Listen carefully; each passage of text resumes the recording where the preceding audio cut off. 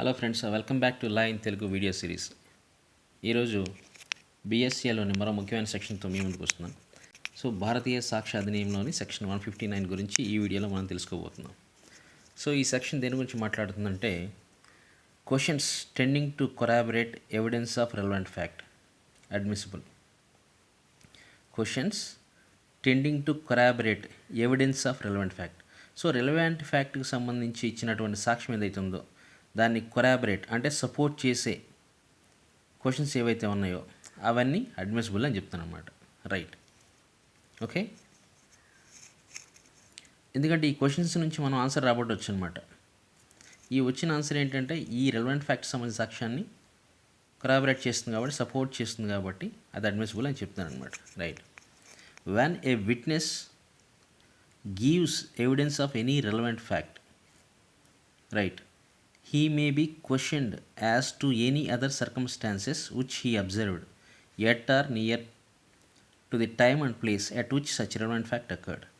So relevant fact ఎప్పుడైతే జరిగిందో లేదా ఏ ప్లేస్లో అయితే జరిగిందో దాని చుట్టుపక్కల ఏవైతే పరిస్థితులు ఉన్నాయో అటువంటి పరిస్థితులు ఏవైతే అతను అబ్జర్వ్ చేశాడో వాటికి సంబంధించి మనం అతను క్వశ్చన్ చేయొచ్చు అనమాట. ఎవరిని? ఏ సాక్షి అయితే ఆ రెలవెంట్ ఫ్యాక్ట్కి సంబంధించి సాక్ష్యం ఇస్తున్నాడో. ఎందుకంటే మనం ఇతను ఇచ్చిన సాక్ష్యాన్ని కొరాబరేట్ చేయాలి కాబట్టి, సబ్స్టాన్షియేట్ చేయాలి, సపోర్ట్ చేయాలి కాబట్టి. రైట్. ఎందుకంటే to enhance credibility or reliability, అతను ఇచ్చిన సాక్ష్యాన్ని మనం నమ్మటానికి ఇవన్నీ అవసరం అవుతాయి అన్నమాట. ఇవి ఇచ్చినట్లయితే మనం దాని మీద డిపెండ్ అవ్వచ్చు. ఎందుకంటే సాధారణంగా ఏంటంటే మ్యానిపులేట్ చేయడానికి, దీన్ని ఫ్యాబ్రికేట్ చేయడానికి స్కోప్ ఉంటుంది కాబట్టి. ముఖ్యంగా ఈ సెక్షన్ మీరు ఇలిస్ట్రేషన్ చూస్తే అకంప్లిస్ గురించి మాట్లాడుతుంది, అంటే సహనిందితుడు. ఎందుకంటే బ్లేమ్ని వేరొకరి మీదకి తోసేయడానికి ఏంటంటే వీళ్ళు అబద్ధం ఆడే స్కోప్ ఉంది కాబట్టి అలాంటి సందర్భాల్లో ఓన్లీ అతను ఇచ్చిన రెలవెంట్ ఫ్యాక్ట్స్ సంబంధించిన సాక్ష్యాన్నే కాదు, ఆ సాక్ష్యాన్ని సమర్థించేందుకు అవసరమైన మిగతా వాటికి సంబంధించి కూడా క్వశ్చన్స్ అడగొచ్చు అతన్ని అని ఈ సెక్షన్ పెట్టడం జరిగింది అన్నమాట, ముందు జాగ్రత్త కోసమే. Right. If the court is of the opinion that such circumstances if proved, ఒకవేళ ఏ పరిస్థితులకు సంబంధించి మనం అతను అడుగుతున్నామో ఆ పరిస్థితులు ఒకవేళ ప్రూవ్ చేయబడినట్లయితే would corroborate the testimony of the witness as to the relevant fact.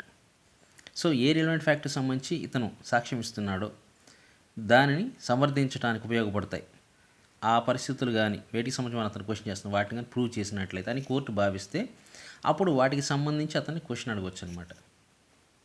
Right. So ఎందుకంటే కేవలం అతను ఇచ్చిన సాక్ష్యాన్ని బేస్ చేసుకుని నమ్మటం కాకుండా దానిని సమర్థించే మిగతా అంశాలు ఏమైనా ఉంటే సో వాటిని కూడా పరిగణలోకి తీసుకునేందుకు ఉద్దేశించబడిన సెక్షన్ ఇది అనమాట. అందుకే ఇది వెసులుబాటు అంటే అవకాశాన్ని కల్పిస్తుంది. రైట్. ఇలిస్ట్రేషన్ ఒకసారి చూడండి.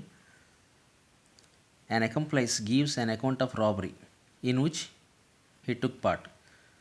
సో అతను రాబరీలో పాల్గొన్నాడు అనమాట. ఆ రాబరీకి సంబంధించినటువంటి డీటెయిల్స్ని ఇతను ఇస్తున్నాడు అనమాట. దేంట్లో అయితే అతను భాగంగా ఉన్నాడు. He describes various incidents unconnected with the robbery. రాబరీతో సంబంధం లేనటువంటి మిగతా ఈవెంట్స్ ఏవైతే ఉన్న ఇన్సిడెంట్ సంఘటనలు వాటన్నిటిని కూడా అతను వివరిస్తున్నాడు. Which occurred on his way to and from the place where it was committed. Robbery ఎక్కడైతే జరిగిందో ఆ రాబరీ చేయడానికి వెళ్తున్నప్పుడు కానీ, అక్కడి నుంచి బయటపడుతున్నప్పుడు కానీ ఇతను అబ్జర్వ్ చేసిన థింగ్స్ గురించి అతను వర్ణిస్తున్నాడు. Independent evidence of these facts, అతను ఏవైతే ఈవెంట్స్ గురించి మాట్లాడుతున్నాడో, ఇన్సిడెంట్స్ గురించి మాట్లాడుతున్నాడో వాటికి సంబంధించి independent evidence may be given in order to corroborate his evidence as to the robbery itself. So రాబరీకి సంబంధించి అతను ఇచ్చిన సాక్ష్యాన్ని సమర్థించేందుకు ఈ ఏవైతే ఇన్సిడెంట్స్ అతను చెప్తున్నాడో రాబరీకి సంబంధం లేకుండా అతను వచ్చేటప్పుడు లేదా వెళ్ళేటప్పుడు చూసి అబ్జర్వ్ చేసిన వాటికి సంబంధిస్తున్నాడు కదా, సో వాటికి సంబంధించి ఇండిపెండెంట్ ఎవిడెన్స్ ఇవ్వచ్చు అనమాట అతను ఇచ్చిన సాక్ష్యాన్ని సమర్థించేందుకు. రైట్.